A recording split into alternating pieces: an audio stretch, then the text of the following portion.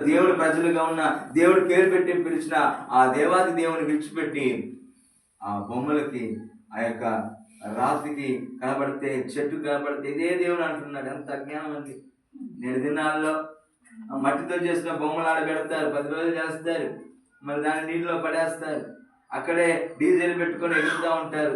మనిషి జ్ఞానం ఉందా లేదా అని నాకు అర్థం కావట్లేదు.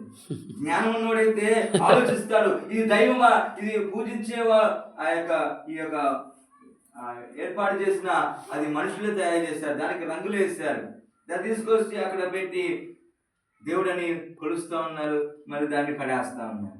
మన దసరా అప్పుడు కూడా చేశారు, మాతాన్ని తీసుకొచ్చి అక్కడ ఇది పెట్టారు. విజయవాడలో భయంకరంగా ఇప్పుడు కూడా చేస్తూ ఉన్నారు. వాళ్ళు నడుచుకుంటూ ట్రాఫిక్ జామ్ అయింది మొన్న, వస్తూ ఉంటుంది. అంటే హానికరమైన రోజుల్లో ఉన్నాం. సత్యాన్ని ఎరిగిన మనము అసత్యంలో వెళ్ళే వాళ్ళు చాలా మంది ఉన్నారు. ఇంకేంటి మన ప్రార్థన మంచి ప్రశాంతంగా చేసుకుంటుంటే, దేవుని ఆరాధిస్తుంటే, మందిరాలకు వచ్చి సేవకుల్ని, సంఘాన్ని చెల్లాచెల్లి చంపుతూ, గాయపరుస్తూ, ఆ మందిరాన్ని కూడా కూర్చాలని ఎంతో అపవాది వాడు టైం తక్కువ ఉందని. ఎందుకు జరుగుతుంది అంటే అపవాదికి ఏమో సమయం తక్కువ ఉంది. విశ్వాసులుగా నీవు నేను సేవకులుగా మనమేమో టైం ఇంకెక్కువ ఉంది అనుకుంటున్నాం. ఇంకా రాకడ ఇంకా జరగటం. దేవుడు త్వరగా రాబోతున్నాడని ఎన్నోసార్లు విన్నా, కానీ ఖచ్చితంగా దేవుడు రాబోతున్నాడండి. ఈ 2024 2030 కల్లా దాదాపు ఇలాగ మన వాక్యం వినే పరిస్థితి కూడా రేపు ఉండిద్దో లేదో తెలియదు. ఎందుకంటే అంత స్వేచ్ఛ మనం కోల్పోతున్నాము. కాబట్టి ఉన్నప్పుడు దేవుని మనం బ్రతికున్నాగానే సేవకులు, ఇలాంటి దైవజనులు రోషం కలిగి, ఆత్మతీవ్రత కలిగి ప్రార్థన చేసే సేవకులు చెప్పే మాటలు, ఆ యొక్క నడిపింపులోకి నువ్వు నడిస్తే నువ్వు పరిశుద్ధపరచబడతావు, అభిషేకించబడతావు, దేవుని యొక్క కృప పొందుకొని నీవు రక్షించబడమే కాకుండా నీ కుటుంబం కూడా రక్షించబడి దేవునికి పరలోకంలో కూడా వారసులుగా ఉంటాం. ఆమేన్, హల్లెలూయా. కాబట్టి మనం ఏం చేయాలంటే ఈ కడవరి దినాల్లో ఉన్నాం, ఈ చివరి దినాల్లో ఉన్నాం.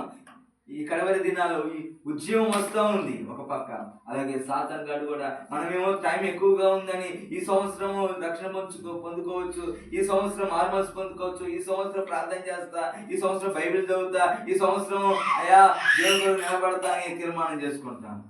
ప్రతి సంవత్సరం కూడా జనవరి 1 రోజు వాక్యం తీసుకున్నప్పుడు ఏం చేస్తామంటే, ఈ సంవత్సరం సేవకులు వాక్యం చెప్పినప్పుడు ఈ నూతనంగా ఉండాలి, నూతన శక్తి పొందుకోవాలి, నూతన బలంగా ఉండాలి, నాకు రక్షణ కాపాడు, ఎంతో ఉద్యోగంగా ఉంటాం.